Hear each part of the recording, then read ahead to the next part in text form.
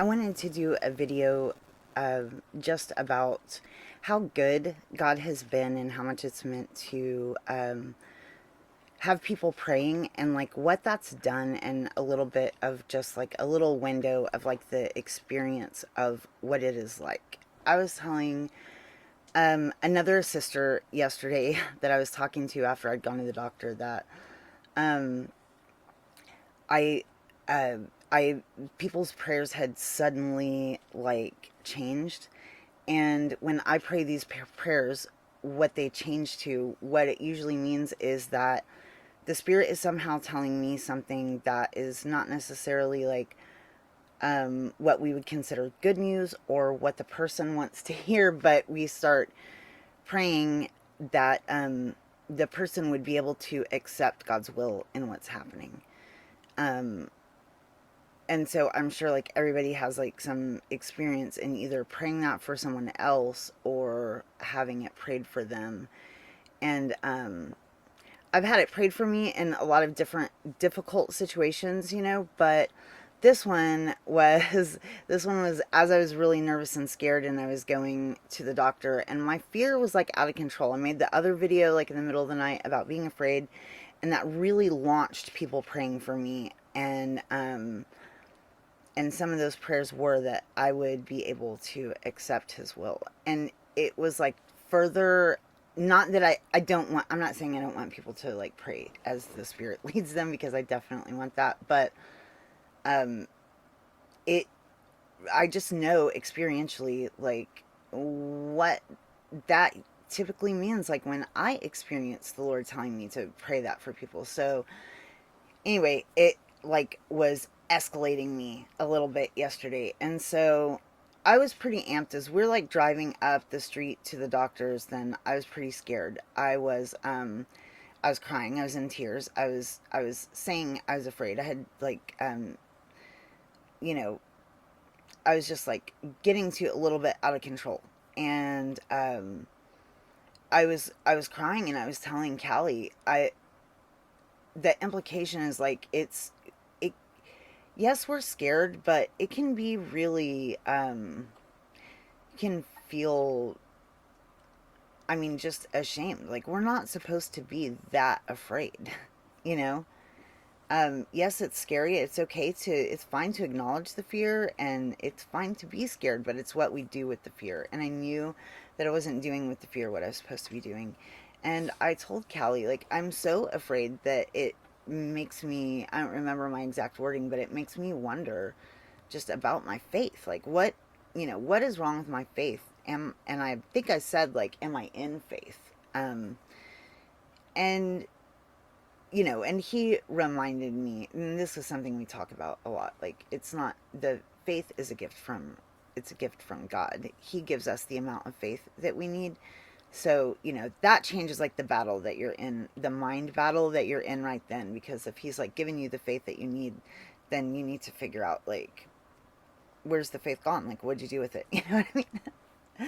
Which is awesome, because it kind of turns it back on. You need to like start doing some reflecting. So you need to start like immediately like doing some spiritual intake and some spiritual work. So, but nobody knew that. That's just between me and Callie. And I think like husbands and wife probably have like, private conversations that everybody's not privy to about like, spiritual things and things that we think and stuff that you wouldn't tell everybody.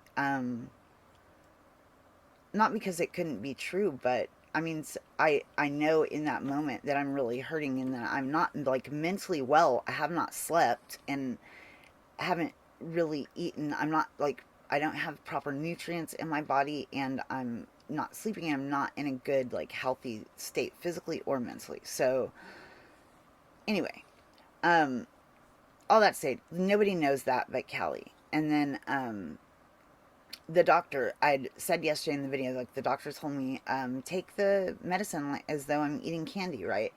I actually didn't take as much medicine yesterday as I've ever taken before. I've taken more medicine in this journey of being sick, and um, but for whatever reason, and it didn't time out right because the medicine's only lasting me like 2 hours. I'd taken my last dose of medicine in the right when we left the doctor's office, we stopped to get something to eat, and I took my last dose of medicine, and I only took one kind of medicine, took one dose, didn't take multiple doses or multiple medications or anything. um, I always have like the pain patches on right now, so that is steady. But the medicine has only been lasting me, like I said, like 2 hours, and we like drove all the way home. I was awake all the way home. I didn't fall asleep. I got home. I went to visit both sons and daughters, and sons and daughter-in-laws. I went to go visit both households, and and then I came home, and I wasn't in the door very long, and I started getting really sick, and I started losing control of my bowels, and I started vomiting, and vomiting just complete vile liquid, tons and tons of liquid, and I'm just really sick, and I can't get up out of the bathroom, and it's like going and going and going and going, and I was crying. I was crying, like just bawling my eyes out, like mournful cry. And when I had started, I've been part of the pain is around, it feels like, it's not really, it feels like it's my heart being squeezed. Feels like you would think like having a heart attack feels like. And it also feels like a gas pain can like mimic that, and it feels like it has to do with gas or like digestion and stuff. But as I started vomiting, I had this like intense like upper body like squeezing, um like making me choke on the vomit. I like couldn't breathe very well. I couldn't get it out, but it was coming up, and I was afraid I would like aspirate on it. And I was telling Callie this morning, I was thinking last night, like, this is like demonic. Like, this is like I'm being delivered from demonic oppression. But I couldn't even talk. Like, Callie was talking to me, and it was like I'd gone from fully functioning to walking in the door, and then I couldn't talk as he like talked to me and asked me questions. I couldn't even really answer him. I was like completely like lost, like out of it. And so I had taken a shower, taken two, like back to back, gotten really sick. And he was just doing like everything to take care of me, like while I was sick, like cleaning everything and all of that. He made me a bed on the couch, and then he had me come lay down when it finally like stopped. And I just like apparently like went right out like a light. He said that was at like 9 o'clock. And then I can remember he tried to give me like a little bit of applesauce to eat, and he was trying to give me like water to drink, and I had like one bite, and I was like, no, I don't think I can eat that. But I was like still like super groggy and out of it, and then right back out. So it gets to nobody knows I'm sick like that. Nobody knows that's going on. That's just me and Callie. And nobody knows that I've had this like terrible like clenching like heart pain, and nobody knows that I've felt like it was like a demonic oppression.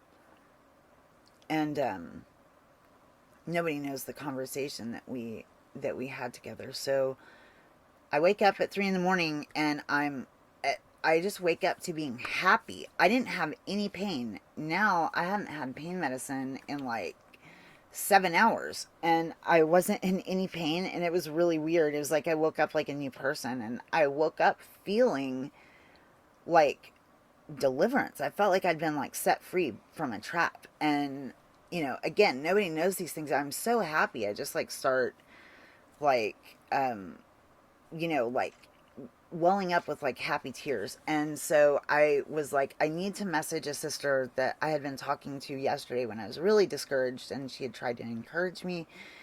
And I was like, I need to message her. And then we had another sister we've been trying to like cancel these travel arrangements with, and the travel arrangements had gone further than we thought, and it really looks like we just need to do the travel arrangements. But we weren't sure, and we didn't want to leave someone like financially like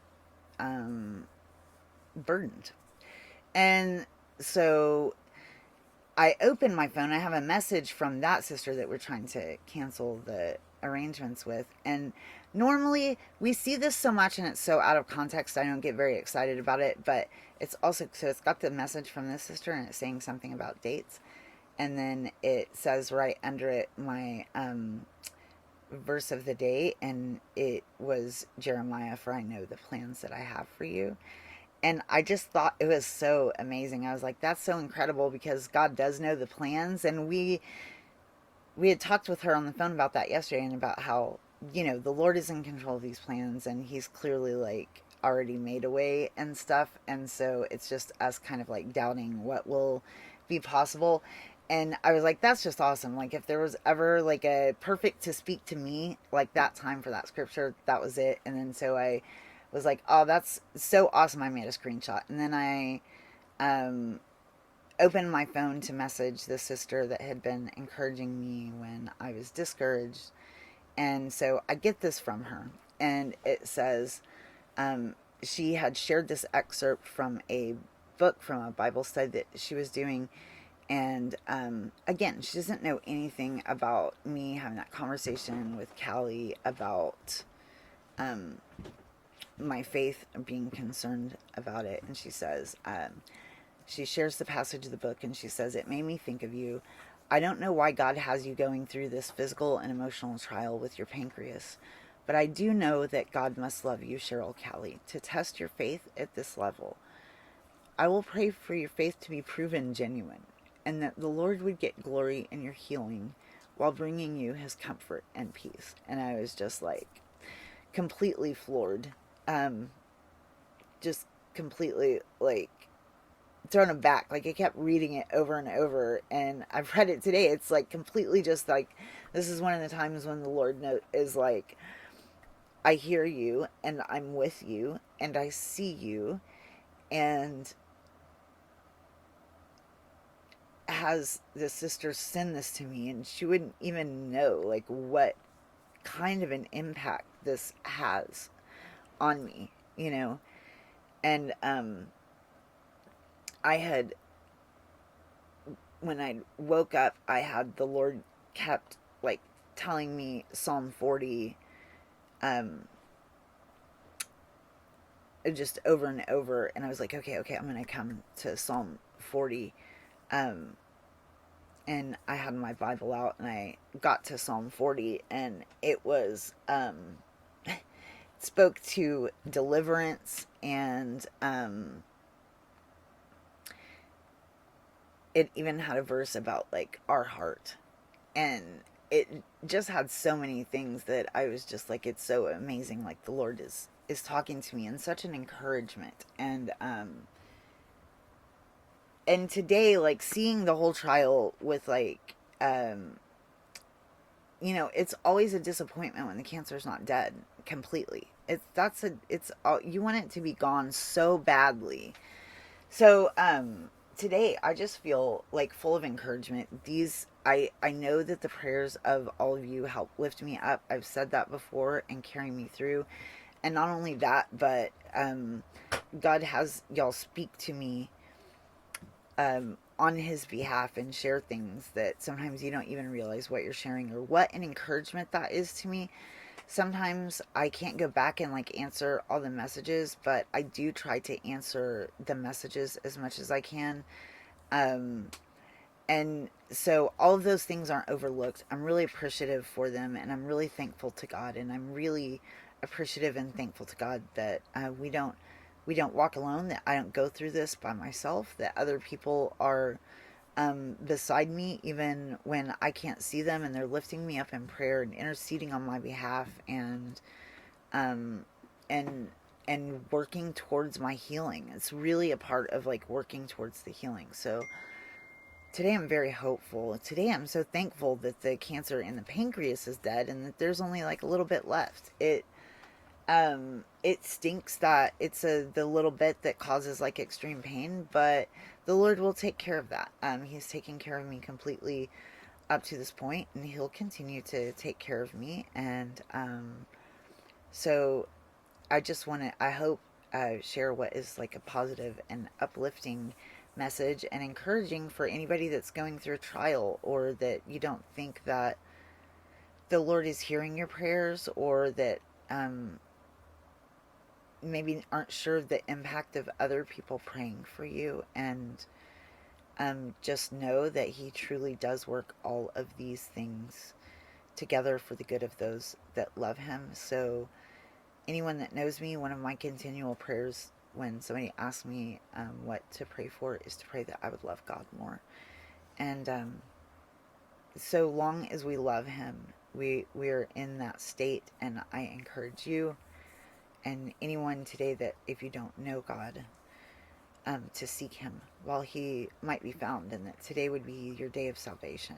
And um, that if you love Him, pray to love Him more and pray to know Him more. And He might take you through a really difficult trial, but He'll be with you, and He will send His other children to gather around you and lift you up in prayer, and you won't be alone. So um, there's nothing to fear about the future. It's a blessing for us to go home when we are believers. It's a blessing for the Lord to call us home. It's very sorrowful. It fills me with sorrow as I look to like my family, and that I know will sorrow over the loss of my life on earth, but it's not the loss of our life forever. So um, I just encourage you all to the days are drawing nigh for all of us, whether you have cancer or not. They're every day is a day closer to eternity. So I encourage you to like work out those things and think about them. And I love you, and thank you for being patient with the video thus far. And I hope y'all have a great day, and that the Lord blesses you richly.